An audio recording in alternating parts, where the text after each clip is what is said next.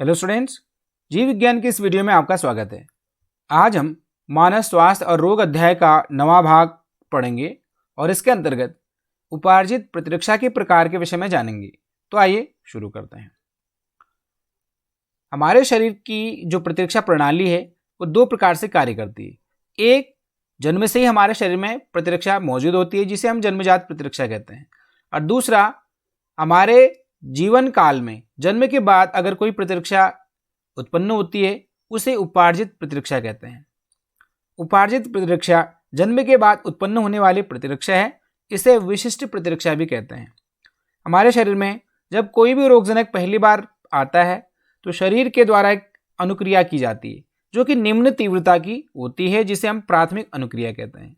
बाद में अगर उसी रोगजनक से हमारे शरीर का सामना होता है तो शरीर के द्वारा उच्च तीव्रता की द्वितीयक अनुक्रिया की जाती है। तो ये सब हमने उपार्जित प्रतिरक्षा के अंतर्गत पहले ही पढ़ लिया है। उपार्जित प्रतिरक्षा बी और टी लिम्फोसाइट्स के द्वारा संचालित की जाती है। तो अगर आपने वो वीडियो अभी तक नहीं देखा है तो ऊपर आई बटन में जाकर उसे देख सकते हैं। तो आज हम उपार्जित प्रतिरक्षा के विभिन्न प्रकार के विषय में पढ़ेंगे। मुख्य रूप से उपार्जित प्रतिरक्षा दो प्रकार की होती है। नंबर पहला, सक्रिय प्रतिरक्षा या एक्टिव इम्यूनिटी, और दूसरा निष्क्रिय प्रतिरक्षा या पैसिव इम्यूनिटी। तो सबसे पहले हम सक्रिय प्रतिरक्षा क्या है इसे समझते हैं। जब कोई भी रोगजनक या जब कोई भी प्रतिजन हमारे शरीर में प्रवेश करता है तो शरीर के द्वारा रिस्पॉन्स स्वरूप बहुत सारी एंटीबॉडीज तैयार की जाती हैं, और जिससे कि वो रोगाणु या जो प्रतिजन है शरीर में नष्ट कर दिया जाए। तो इस प्रकार जब कभी भी कोई रोगजनक शरीर में आता है तो शरीर के द्वारा जो प्रतिरक्षा की जाती है वह एक प्रकार की सक्रिय प्रतिरक्षा कहलाती है। जब परपोषी प्रतिजनों का सामना करता है, परपोषी कोई भी जीव जैसे कि मनुष्य जिसके शरीर में कोई प्रतिजन बाहर से कोई बैक्टीरिया या वायरस आता है, जब परपोषी प्रतिजनों का सामना करता है तो उसके शरीर में एंटीबॉडीज बनने लगते हैं। जब कभी भी कोई प्रतिजन हमारे शरीर में आता है तो शरीर के द्वारा रेस्पॉन्स स्वरूप एंटीबॉडीज उत्पन्न किए जाते हैं। प्रतिजन जीवित अवस्था में या मृत रोगाणु या अन्य प्रोटीनों के रूप में हो सकता है। तो इस प्रकार की प्रतिरक्षा जब कभी भी कोई रोगाणु शरीर में आता है और शरीर के द्वारा एंटीबॉडीज बनाकर उसे नष्ट करने का प्रयास किया जाता है, तो इस प्रकार की प्रतिरक्षा को सक्रिय प्रतिरक्षा या एक्टिव इम्यूनिटी कहते हैं। सक्रिय प्रतिरक्षा धीमी होती है। टीकाकरण अथवा प्राकृतिक संक्रमण के दौरान संक्रामक जीवों का शरीर में पहुंचना सक्रिय प्रतिरक्षा को प्रेरित करता है।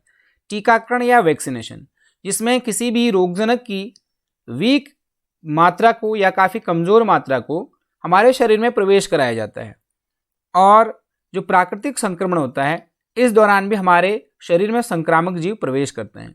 इसके कारण हमारे शरीर की बी लिम्फोसाइट्स की प्लाज्मा कोशिकाएं एंटीबॉडीज़ का उत्पादन करने लगती हैं। एंटीजनों के संपर्क में आने के कारण शरीर का एंटीबॉडीज उत्पन्न करना ही सक्रिय प्रतिरक्षा कहलाता है। जब कोई भी रोगाणु शरीर में आएगा तो शरीर की बी लिम्फोसाइट्स के द्वारा एंटीबॉडीज बनाई जाती, ऐसी प्रतिरक्षा सक्रिय प्रतिरक्षा कहलाएगी। नंबर दूसरा है निष्क्रिय प्रतिरक्षा। जब हमारे शरीर में रेडीमेड बन बनाए एंटीबॉडीज बाहर से डाले जाते हैं तो शरीर के द्वारा जो प्रतिरक्षा उत्पन्न होती है उसे निष्क्रिय प्रतिरक्षा कहते हैं। तो इस तरह से जब शरीर की रक्षा के लिए बने बनाए एंटीबॉडीज, जिन्हें हिंदी में हम प्रतिरक्षी भी कहते हैं, सीधे ही शरीर को दिए जाते हैं, तो इस प्रकार शरीर में जो प्रतिरक्षा उत्पन्न होती है उसे निष्क्रिय प्रतिरक्षा या पैसिव इम्यूनिटी कहते हैं। दुग्ध श्रवण के प्रारंभिक दिनों के दौरान मां द्वारा स्रावित पीले से तरल, जिसे कोलोस्ट्रम कहते हैं, कोलोस्ट्रम में प्रतिरक्षियों IgA की प्रचुरता होती है जो शिशु की रक्षा करता है।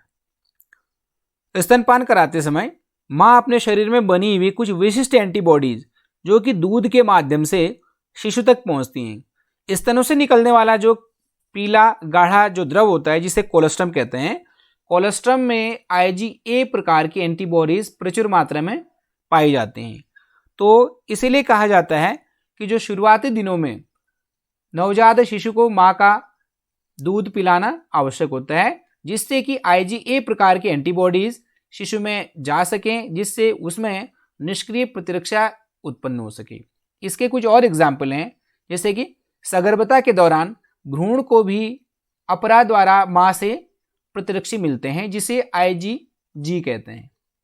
IgG प्रकार की जो प्रतिरक्षी है वह मां के द्वारा भ्रूण में अपरा से होते हुए जाते हैं। तो इस तरह से ये कुछ निष्क्रिय प्रतिरक्षा के एग्जाम्पल हैं। इसके अलावा कुछ और एग्जाम्पल्स हैं, जैसे कि कुछ घातक रोग जैसे टिटनेस, रेबीज या कभी सर्पविष के समय हमारे शरीर में जो सक्रिय प्रतिरक्षा विकसित होने का इंतजार नहीं किया जाता है और सीधे ही निष्क्रिय प्रतिरक्षा की सहायता ली जाती है।